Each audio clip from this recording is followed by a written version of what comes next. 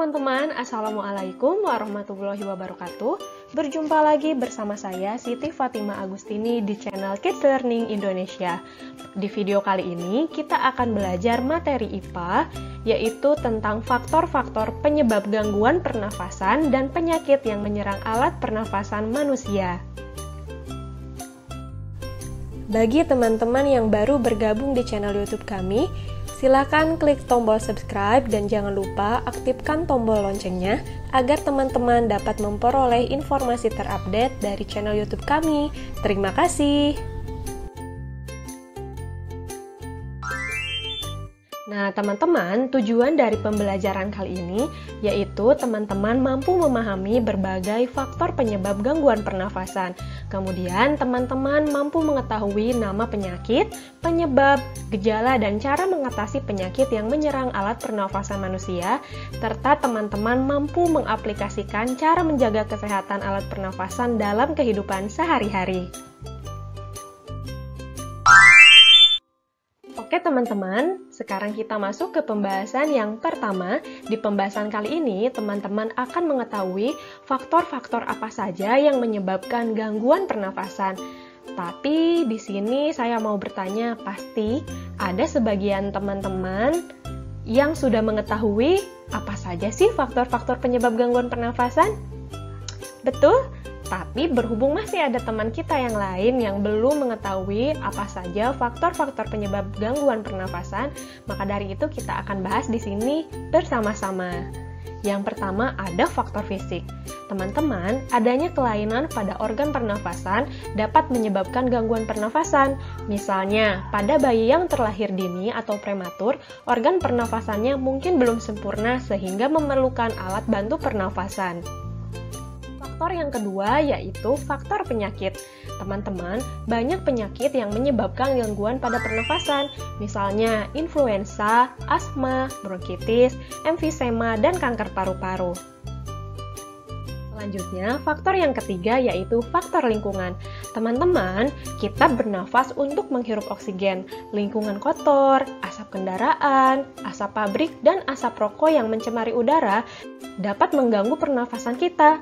Udara yang tercemar dapat menyebabkan ketersediaan oksigen menipis sehingga kita merasa sesak saat bernafas. Nah, teman-teman, sekarang kita masuk ke pembahasan yang kedua. Di pembahasan kali ini, teman-teman akan mengetahui beberapa penyakit yang menyerang alat pernafasan manusia. Tapi ngomong-ngomong, pasti di sini ada teman-teman yang sudah mengetahui kan, apa saja sih penyakit yang menyerang alat pernafasan manusia? Ya betul, diantaranya itu.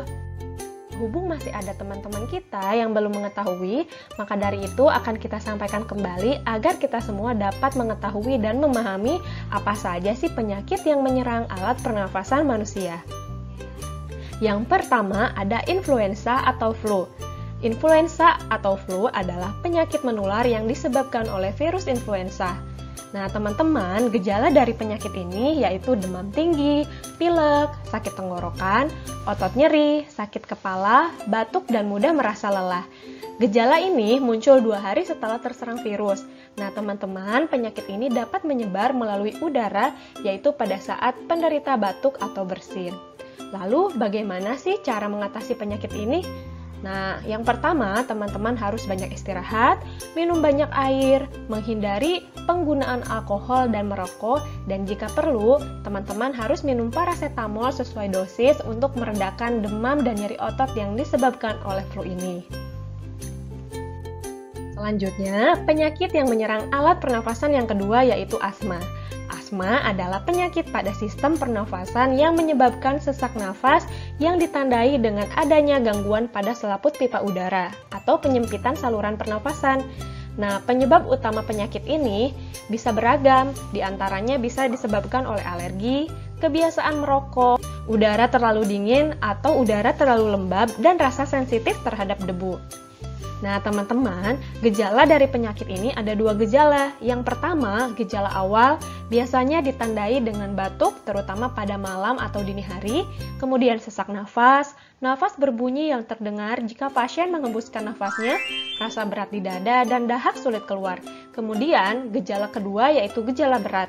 Biasanya ditandai dengan serangan batuk hebat, sesak nafas yang berat, nafas tersenggal-senggal, sianosis atau kulit kebiruan yang dimulai dari sekitar mulut, kemudian sulit tidur dan kesadaran menurun. Nah, teman-teman, untuk penderita asma disarankan posisi tidur yang nyamannya adalah dalam keadaan duduk.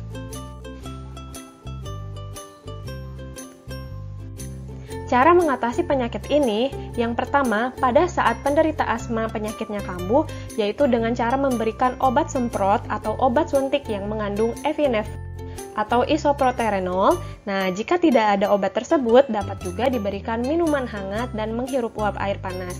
Kemudian, cara yang kedua, untuk mencegah asma supaya tidak kambuh lagi, yaitu dengan cara menghindari merokok, debu, udara dingin, udara lembab, dan bahan-bahan yang dapat memicu alergi.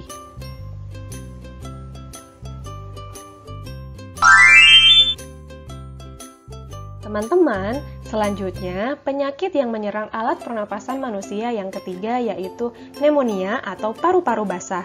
Paru-paru basah adalah peradangan pada paru-paru yang mempengaruhi alveolus. Penyakit ini disebabkan oleh infeksi virus atau bakteri. Nah, teman-teman, untuk gejala dari penyakit ini yaitu batuk, nyeri dada, demam, dan kesulitan bernafas. Kemudian, untuk cara mengatasi penyakit ini, yang pertama, jika penyakit ini disebabkan oleh bakteri, cara mencegahnya yaitu dengan memberikan antibiotik. Kemudian, jika penyakit ini sudah cukup parah, penderita harus dirawat di rumah sakit. Selanjutnya, penyakit yang keempat yaitu bronkitis.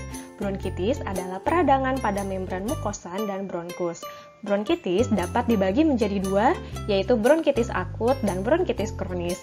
Perbedaannya adalah bronkitis akut disebabkan oleh virus atau bakteri, sedangkan bronkitis kronis disebabkan oleh merokok atau polusi udara. Nah, teman-teman, gejala dari penyakit ini yaitu batuk yang dapat disertai sesak nafas dan sakit tenggorokan. Pada kasus yang parah, batuk dapat menyebabkan nyeri dada bahkan penurunan kesadaran. Cara mencegah bronkitis akut yaitu dengan menggunakan obat antiinflamasi non-steroid, sedangkan cara menangani bronkitis kronis adalah dengan berhenti merokok, transplantasi paru-paru, dan memberikan oksigen tambahan.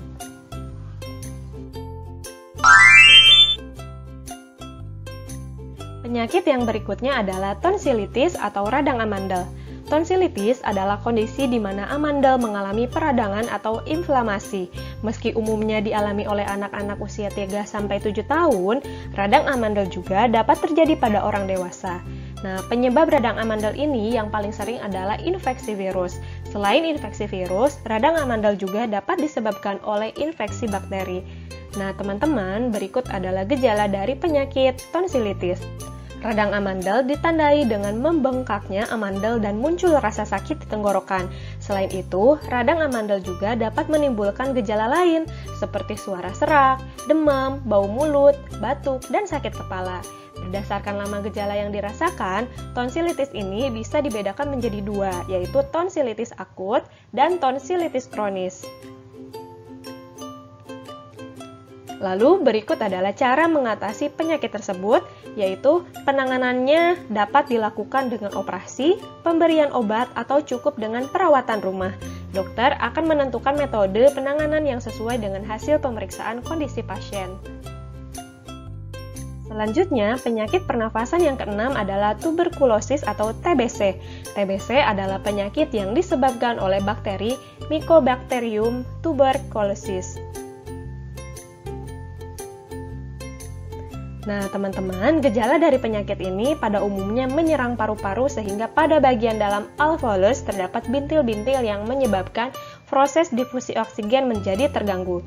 Penderita TBC biasanya mudah lelah, berat badan turun drastis, lesu, hilang nafsu makan, berkeringat dingin di malam hari, sulit bernafas, dan batuk berdarah. Lalu, cara untuk mengatasi penyakit ini yaitu dengan mengonsumsi mengkudu dan jahe. Kandungan anthraquinone dan akubin dalam buah tersebut terbukti secara klinis dapat mengusir bakteri penyebab tuberkulosis. Penderita juga dapat diberikan antibiotik jenis isoniazid dan rifampicin.